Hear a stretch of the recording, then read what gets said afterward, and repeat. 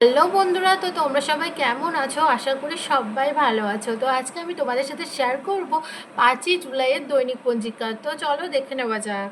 তো 5ই জুলাই, পুরী আসার পড়ছে রবিবার। সূর্য উদয় হবে 5টায়, সূর্যাস্ত যাবে 6টা 23 মিনিটে। পঞ্চমী দিবা পড়ছে 10টা 6 মিনিটে।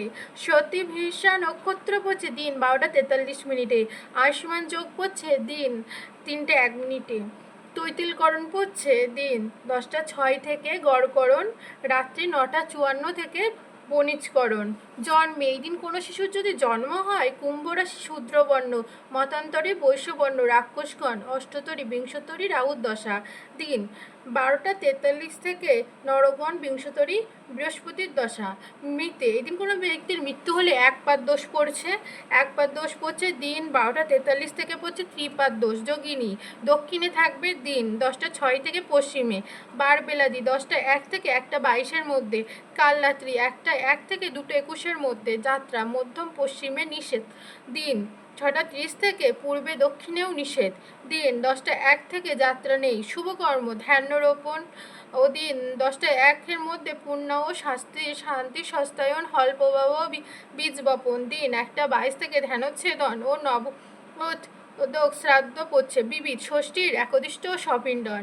বঙ্গের উৎসব ও মেলা। দিন 10টা 6-এর মধ্যে। এই দিনে বর্ধমান জেলার খণ্ডঘোষ থানার বোয়াই গ্রামে গ্রাম্য দেবী বোয়াই চণ্ডী বা বসন্ত চণ্ডী দেবীর পূজা ও মেলা অনুষ্ঠিত হয়। বর্ধমান জেলার সাঁওতা গ্রামে শ্রী শ্রী কঙ্কাবতী দেবীর পূজা উৎসব ও জেলার কালনা থানার অন্তর্গত নারিকেলডাঙ্গায় অবস্থিত শ্রী জগৎ গৌরী মাতার পূজা ও ঝাপন অনুষ্ঠিত হবে।